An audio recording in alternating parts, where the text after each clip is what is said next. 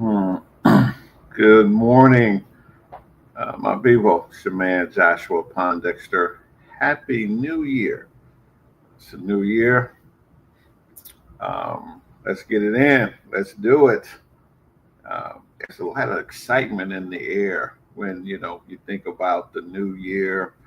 Even though I'm in Chicagoland, it's a little cool, but it's still very, very exciting time. So, what are you going to do with that excitement? Hopefully, you're going to utilize it to improve your life, improve the life of those who you care about in your community. All about improvement in 2025. Not only personal improvement, but everything that you touch. Uh, Let that be your mantra. I'm going to find it better than when I when I leave it. I'm gonna find it better. All right. So listen, today topic. Like to start New Year off with this topic to get this on your mind because it'll be December again very soon. Are taxes a form of forced removal of wealth or robbery? Pardon me. Taxes. Are they a form of forced removal of your wealth or robbery? So normally it's normally we're not really uh, acutely aware of our tax liability. 50 to 70% of our income is exposed to taxation, income taxes, both state and federal, sales taxes, property taxes, excise taxes, business taxes if you have a business. Taxes, taxes, taxes. The tax man come, right? So I want you to answer the question: is it a forced removal of your wealth, or is this flat out robbery? Of course, um, our taxes, when they utilize properly, go and do wonderful things. Keep our roads and bridges safe for us to travel on, our national parks, our local parks and recreation and lights and sewage and all that. This is a beautiful thing. But to be overtaxed is not. I want to just share some things with you. Uh, I'm not in a hurry to complete this video, so I am going to spend a little time with you. All right. Now, here's the deal. Everybody's trying to get to that elusive six-figure income. And if you're single and you live in the wonderful state of Illinois, you got a tax problem. $21,491 for Mr. FICA. And as we look at this, um, and we add FICA, federal, state, and we add all this together, and we're an effective tax rate of 26.30. This is just income tax. So that ends up being $26,000 going to Uncle Sam, right? Or exposure. Now let's go down here. See if I can get down a little further. Come on, come on. I'm gonna use my finger because I got a touch screen. Now we look at your sales taxes, fuel taxes, property taxes, and we get an estimation of $34,181 of potential taxation, right? So that's a lot of money, $30,000. Now the question is the question: are taxes a form of forced removal of wealth or robbery? I think $30,000 uh, being extracted from you, from your earnings, big problem, big problem, right? 30,000. Now for my um, ambitious people who make that big money, and you're single, let's just add another $50,000 to the mix.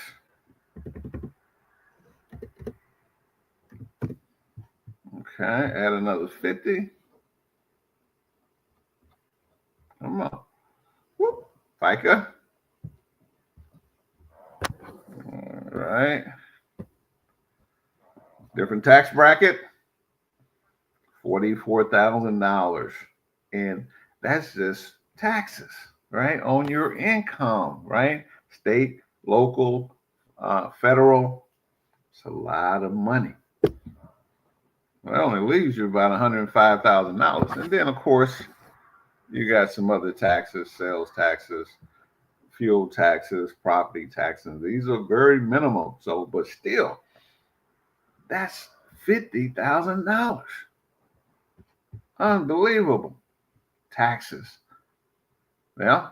So I want you to answer the question. I'm not going to answer it for you. I'm not going to give you the answer. I'm quite sure, as intelligent as you are, you would agree that if you were making $150,000 a year, you were single, and you were getting $50,000 of tax exposure, and you were leaving at least $40,000 of that every year with Uncle Sam, what could that do if you were to divert that back into your pocket? Now, I encourage you to get married, right? So now let's put some married people together and see what that looks like for some a married couple. All right, you married? I'll share my screen here.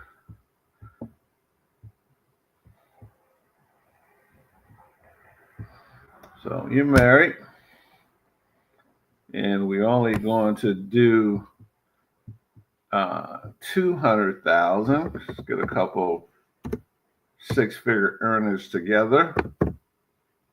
All right, and there, and see what happens there. All right, so you're married, $200,000. Whoop, FICA. So that's 60 grand right there. Unbelievable. Unbelievable. It's almost 70 grand when you add other taxes. So you see, taxation is our biggest expense. That is, in fact, our biggest expense. So what are you going to do? Are you going to stick your head in the ground and not do anything about it? So he's like, well, yeah, I've been doing that for 10, 15 years. Let's look at what's that's costing you, right? So let's take an example of the $100,000 a year earner. And they got 30,000 of exposure. And let's look at if he or she was able to save half of that in taxation over a 30-year period in the last from 1980. The S&P 500 has averaged 12.6 return. That's amazing, right? And so you're contributing. You start the first year with 15,000 contribution. You said, Joshua, it will never happen. Well, it will never happen if you put your money with vultures that are stealing your return. And we see it. I look at accounts all the time where people been contributing money and they get 4 or 5% return on their investment in their 401ks. And it's because the 401k people are getting 3/4 of your wealth. That's your money. They're entitled to three. Look, that's four. That's right. That's $4 million, right? So say we don't want you're average person, and you want to start with $1,000, and you want to contribute $6,000 annually into an investment.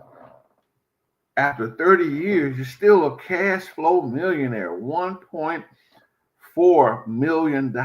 This is how the American economy works. And you say, well, Joshua, I didn't know that. I said, well, I agree. We do not know that, right? So we do, well, actually, you didn't see all that. I don't think so. If compound interest, I'm just talking. But anyway, if you $1,000 initial deposit over 30 years, $500 a month, you do it annually, that's $1.4. And when I was talking about, which you didn't see, if someone save $15,000 in their from their taxes, and um, they will save that. They've got $30,000 of taxation. We give you a tax strategy to cut your tax bill in half. You save 15,000 of that.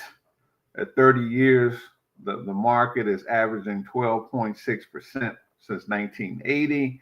All right, and you taking every year and putting that 15,000 into your S&P 500 index fund, right? $4 million. This is wealth, right? Absolutely wealth. So you go, well, Joshua, I didn't know that that's how that works. Well, that's how it works. So let me show you something else here. Um, let's see. So the Windows, here's a chart that shows the performance of the S&P 500 since 1980. You see this? Performing. You see the little red, the negative years? There's going to be negative years, but when you average it over that period, 1980, of what's that, 44 years, that's 12.06% return. So you just consistently drop your money in an S&P 500 index, you're winning. You're absolutely going to win in the American market. And he goes like, wow, I didn't know that the American market performed like that. Well, look around you. What do you think all this growth is happening? Look at the new building. Look at the new companies. Look at the new technology.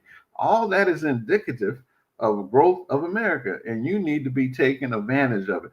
And the reason that you cannot, because someone is stealing your wealth, someone is straight out robbing you. I wonder who it is, right? So with that said, taxes are your biggest threat to creating significant wealth, generational wealth. Period. So I don't care what anyone say. Well, get some life insurance. Get this. Get that. Listen.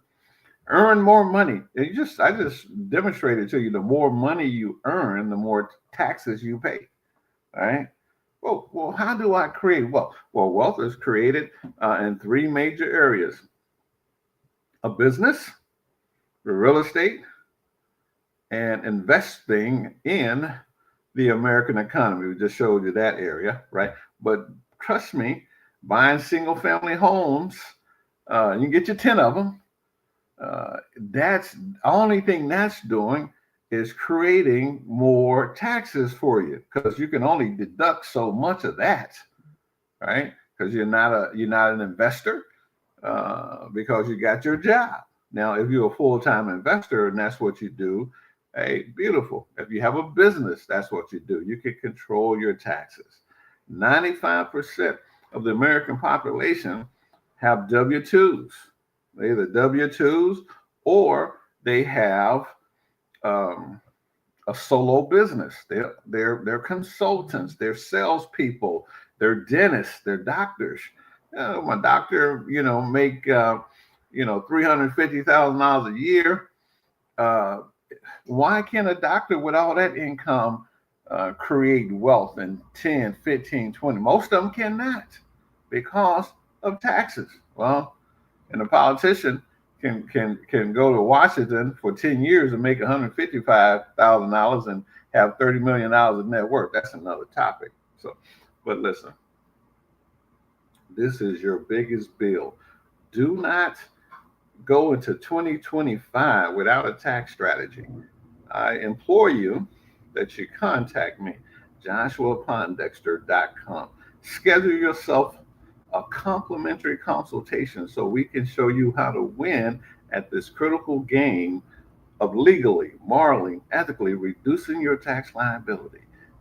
This is critical to your family future. This is America, right? In America, the tax code is beautiful, but it only favors the investor and the business owner. That's favored. Now, you can take advantage of some of these things if you are a solopreneur, if you have a little side hustle on the side. You can't take advantage of everything, but you can actually reduce those taxes, uh, 50 to 70% with a little side hustle. Now, if you are a business owner and an investor, then we can have a conversation about tax-free living, right? Where you actually pay no income tax legally, morally, and ethically because you're doing other things to stimulate the economy, right? So get this: the more you earn, the more taxes you will pay when it comes to income, right? So earning income is not the pathway to wealth. There must be something different. Only 5% of the population end up financially independent, i.e., wealthy, right? We're talking about 4.99%, $4.99 million. Let's say $5 million of net worth plus, right? Very small percentage of the people that do that, and the majority of those people are entrepreneurs, right? A good 70+%. Rest of them are investors, right? Business owners, investing in real estate. Come on, people. We want to help you win at this money game. I've been practicing in the financial sector for over 30 years. When I did the math, when I started selling products in 1986, it's been a long time, right? And we have noticed some things. We're seeing some things because we have a heart to help people, and we cannot help them by selling them products that makes me rich, right? Sell you a mutual fund. I sell you a stock. I can sell you life insurance. The only person that's going to get wealthy is me, 9 times out of 4. But there's strategies for you to get wealthy, and this is what we share with our clients. Listen, once again, joshuapondexter.com. We do workshops, financial workshops at your local churches, municipalities, your unions. We have a plethora of topics that we do. So if you want us to come talk to your organization, whether it's nonprofit, for profit, we will. And there's absolutely no charge. It is 100% complimentary. And we'll come and address your financial issues and give you solid information that can be trusted. Once again, it's your man Joshua Pondexter. Holla at your boy, joshuapondexter.com. You can find me on all social media platforms by the name Joshua Pondexter, Facebook, LinkedIn, Twitter was X now, TikTok, Instagram, all those platforms. You can find me by my name. Best way to reach me is to go to my website and schedule a complimentary consultation. Right? Love you. Happy New Year from me and mine. We wish you the best. But if you want the best, you're going to have to work for the best. You're going to have to plan the best. You're going to have to determine that you're going to be the best. It ain't, it's not going to come with wishes. It's going to come with discipline, hard work, and no. We're going to take the word manifestation out of 2025. It's discipline. It's hard work. Faith without works is dead. All right. So we're going to work. Right. Join us. Peace, love, and soul. Bye for now.